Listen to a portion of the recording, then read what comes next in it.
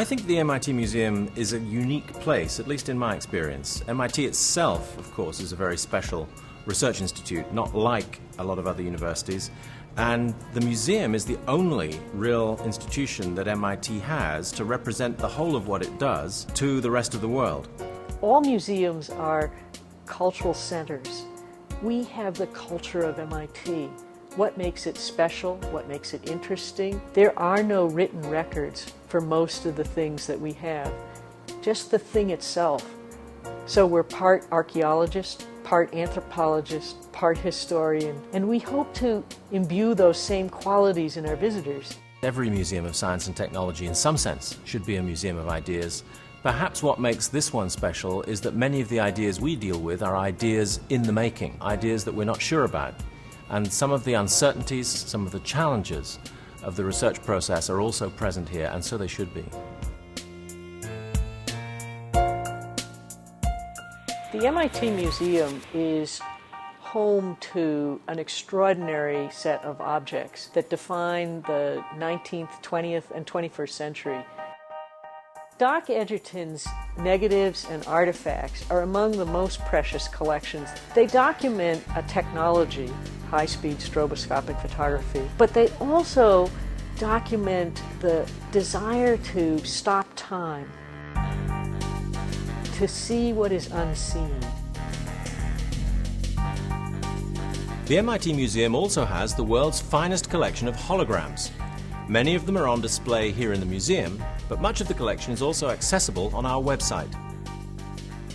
Another collection that we have is probably the world's best collection of robotics that were created by university-based research. Robots like Cog or Kismet, the humanoid social robots. Very good, Kismet. There is no other place where you can see 2-3 dozen objects that tell the history of artificial intelligence as well as our collection does. The Hart Nautical Collections is a unique archive of 350,000 items. The interesting thing that is perhaps unique in all nautical technology collections is that we have this amazing amount of historic data that goes back to the mid-19th century. And our collections continue right up to the present. We are actively collecting technology being developed today. For example, the side scan sonar systems that we have behind me. This is a type of technology that is equivalent to the development of the X-ray in medical imaging. This allows us to see details on the ocean floor that were never before capable.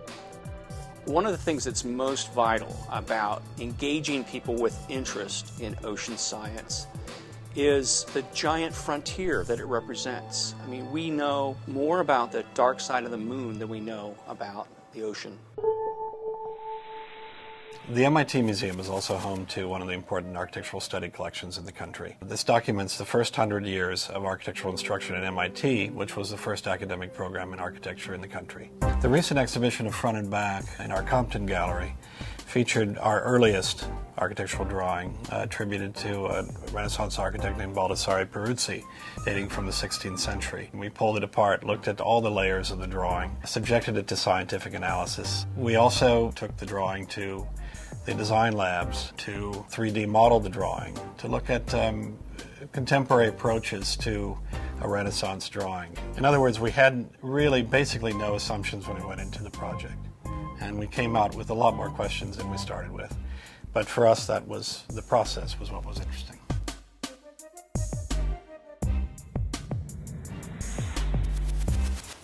Soapbox is a new program for adults in the MIT Museum. The aim is to engage the wider community a little more closely in the debate that needs to go on in the 21st century about how we're going to live and live better with the fruits of science and technology. The issue of global warming has risen to the top of the public's agenda of environmental concerns. We've done everything from biomedical issues through to ways in which new nanotechnologies and new materials will be changing everyday life. After the speakers have presented the issues for the evening, the audience breaks up into small discussion groups and brainstorms what they've heard, and it's on the basis of what the discussion groups come back with that we organize the rest of the conversation. It's not either or. You're also right. So what we're trying to say is, here's a place where you can take part in the conversations that in the end will help shape the way we and our children live in the future. We'd like people to come to think of the MIT Museum as an innovative place itself. One of the innovations that we're leading at the moment is to create a new Cambridge Science Festival. The idea is to have 9 or 10 days each year in the spring when we open up the entire world of science and technology in this city. 3, 2, 1, go! What we're planning is a whole series of events scattered across the community. We're talking about plays, science writing events, exhibits, a careers day for young people, and the hope is that anybody who's awake in Cambridge for that 10 days will realize that the Science Festival is on. The question is not so much when will we build a robot that is a human being. We have this extraordinary situation where we can work with colleagues, with grad students and others to try to open up what they're doing for the wider community. And it's that notion that really is at the heart of what we're trying to do with the MIT Museum as we look forward. That means that we need a lot more space, and it means we also want to expand the range of what we offer into subject areas where the museum historically hasn't done very much.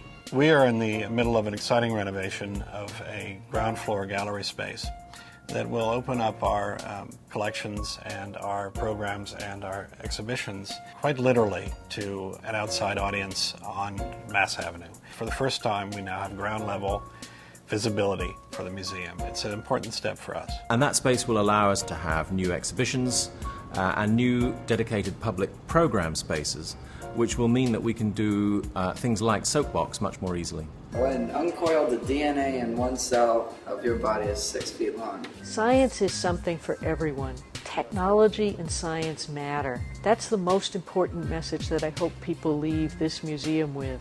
We do see ourselves as having that kind of inclusivity and that accessibility agenda, an agenda to try to draw people in to benefit from, to enjoy, and if they want, to challenge what goes on in a place like MIT.